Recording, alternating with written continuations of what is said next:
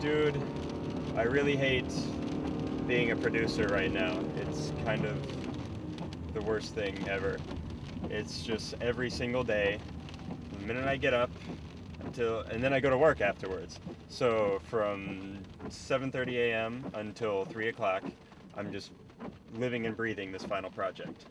And there's nothing else to my life right now. It's just the worst thing ever. I hate finals all the time. It's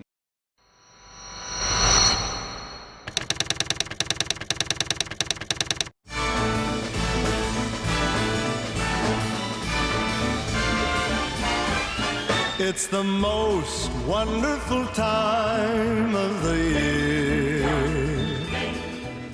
Probably the biggest problem for students is burning the candle at both ends. There's so many things to do. Probably not even enough time to study all the notes and reading assignments that you have. Stress is best defined as the perception that we can't handle something, that something is too great for my resources to handle, whether that's physical resources or whether that's emotional resources, okay?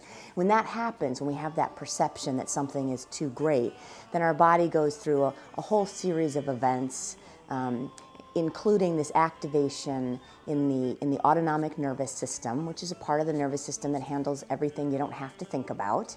So your respiration, your body temperature, your heart rate. And there's a part of that called the sympathetic nervous system that kind of goes crazy when we're under stress. How stressed are your students right now? My students are never stressed. Yeah, as an international student, I have to get at least 12 credit per semester. So like I have to work on really hard to pass the semester, you know. I mean, I study really hard, but I still don't do very well on the tests, so that's frustrating. So that's why I'm stressed out about the calculus final. Because I feel like no matter how much I study, it's like out of my control. When we're stressed, we take terrible care of ourselves. I started drinking coffee lately, which kind of helps me do extended studying. Not loading up on too much caffeine, because that can actually mimic stress in our bodies and get us sort of, revved up. So keep the caffeine to a decent level. We really have to take care of our bodies while we're under stress. First and foremost, you have to get enough sleep. How do you deal with stress? Denial. Procrastination. YouTube. We spend a lot of time on the computer or on TV, watching TV when we could be sleeping. So it's important to try to get as much sleep as possible. Don't pull all-nighters for studying for a test, because the research has shown it's not very helpful. What's most helpful is getting sleep, because when you sleep, that's when your brain remembers things. This fall 2012 semester has been stressful for everyone that I've talked to. I think that a lot of students are really concerned about the future of City College and what's happening, and everyone is somewhat aware of that City College is in the midst of some issues around accreditation, and people are really worried, and needlessly worried. If the school doesn't have it together, how do they expect the students to be perfect and get A's? What's a good way to handle stress? Not many of us do well on our own. Human beings we're not meant to just sort of be in isolation. Going on hikes. I would smoke pot, but then I came to the conclusion that actually made it worse, because I would just forget what I spent all this time studying. I really love music, so I really just I'm into music when I'm stressed out. For me, I love getting massage. I can't always afford it. I don't always have a lot of time. For some people, they can do chiropractic. So chiropractic is, I believe, needed for people. It's basically just touching people for healing. I think medical doctors and radiologists and pharmacologists and dentists, they're all really good. They're all part of the tree of healing. And the tree is very large, and all the branches are good.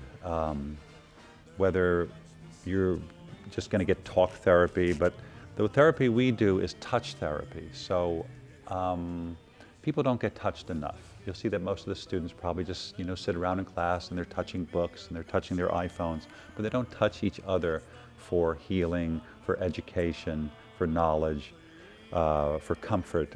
How do you deal with stress during finals? Study frequently. I'm starting just little by little trying to chip off little pieces and compile lists of everything I have to do. It's also important to hang out with good people. So if you're hanging out with your friends who are also super, super stressed and not handling it very well, that may add to your stress. So you want to try to hang out with your friends that they got good vibes.